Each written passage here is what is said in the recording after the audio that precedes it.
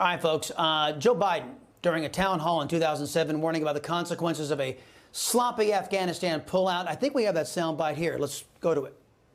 If tomorrow the order goes out from I'm President of the United States, I issue an order, end the war today, begin to withdraw all American troops. It will take a year to get the American troops out. Do you hear me now? That's the truth. It will take a year to get them physically out. Now, if you leave all the equipment behind, you might be able to do it in 7 months.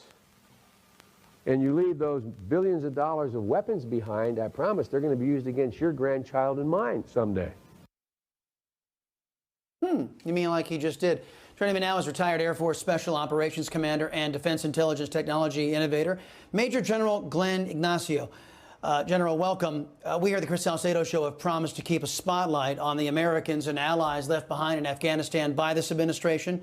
At home, we're facing empty shelves, sky-high prices ahead of Thanksgiving and Christmas, but thousands of our fellow citizens and vetted allies will endure the holidays under the boot of radicalized Islamic fundamentalist terrorists. This decision was a betrayal, no?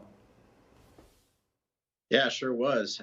Ironically, as you showed that clip, he really forecasted what was going to happen. And ironically, he forecasted what he was actually going to do. Surprising, isn't it?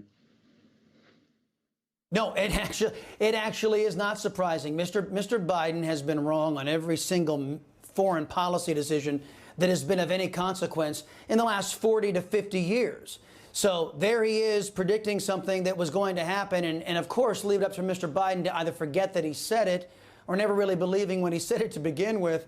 But again, if you would just say a couple of words, General, about those who are left behind, your thoughts as we still have Americans who are waiting for their government to get them out, help that is never coming. Yes, that's correct. I mean, there's, crazy reports. I mean, you're seeing families actually selling their children now to try to get ways out, to try to get money. With the efforts that we had of trying to get people out of Afghanistan, we're paying a lot of money to try to move them from different safe houses and actually support them. I think we're coming up on almost 90 days since, we pulled all the troops out and we were supposedly pulling all the Americans and everybody else out. So 90 days and, people are still left behind. They're trying to survive. They're trying to get out.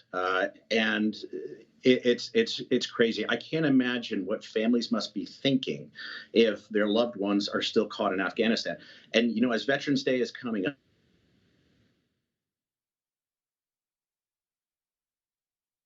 Yeah. Hey, General, I'm not sure if you can still hear me, sir. I'm going to try to give the technical folks a little time to maybe catch up, and maybe the internet to actually catch up a little bit here with our conversation. I think we got you back now. That's great. The Biden administration back here at home has a compensation plan for illegal aliens separated from their families because Donald Trump decided he would follow American law.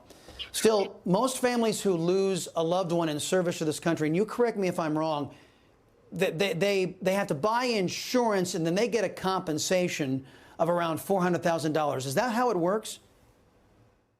Yeah, it's about half from the government, about 200, and then you have to pay out of pocket for your own life insurance. I think it's SGLI they call it, and the total is about 400,000. So yeah, the illegal illegal immigrants actually are getting more money than if you're killed in a line of duty in the United States military. Well, that's exactly what I wanted you to address. So you have illegal aliens who don't pay a damn thing coming into this country, being ushered in by the Socialist Democrat Party and this idiot that sits in the Oval Office. He wants to compensate them. Now, the original dollar figure was $450,000, and Mr. Biden said, no, we won't be doing that. It'll be $449,999 or something along those lines to these individuals, but not $450,000. How much of an insult is it to those who are serving this country, who have to buy insurance to get compensated for their loved ones paying the ultimate sacrifice for our freedoms in service to this country, only to have the Socialist Democrat Party and the occupier of the Oval Office just gift money to illegal aliens whose only contribution to our society is breaking in? Yeah, absolutely. And take. It's absolutely an insult. And it's mind boggling that you're going to put your life on line. And remember, we're an all volunteer service. So you're volunteering to do these missions, go overseas and put yourself in harm's way. And if you lose your life in the line of duty, you're getting less than if you broke into this country and you were an illegal alien immigrant. And it's interesting, as you were talking about Afghanistan before, we've had actually, American citizens and green card holders and others that were held in foreign countries because they couldn't get clearance to fly into the country because they were coming to Afghanistan. The State Department said they could not vet who they were. Yet you have people flooding over the border, being embraced, put on buses and bused to everywhere in the United States, and you have no idea who these people are. So it's almost like, he's doing a great job at taking care of everyone other than the American people and the American military. So how far is this going to go? Yeah. It's the Foreigners First administration, the Foreigners First Socialist Democrat Party. Veterans Day is on Thursday, and we want to make sure that our vets are cared for both physically and mentally.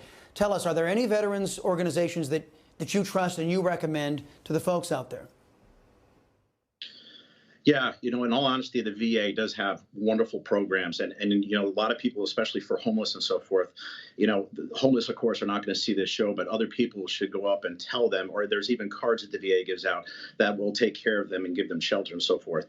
And personally, an organization that's helped me, tremendously is the Wounded Warrior Project. They've just been, Wounded Warrior Foundation and project has been phenomenal, and they have taken care of people for PTSD to rehabilitation, getting them out, just getting them separated to make sure they're not isolated. And even after COVID, they're very actively engaged. So there's many organizations, but I'll tell you, that one has really helped me out personally. Retired Major General Glenn Ignacio, thank you for your service to the country, sir, and thanks for, as always, for contributing here on the Chris Salcedo Show. And for those struggling out there with mental health, remember, you are not alone. National Suicide Prevention Lifeline. We're going to put it up on the screen here. 800-273-8255. Give it a call. 800-273-8255 if you're feeling a little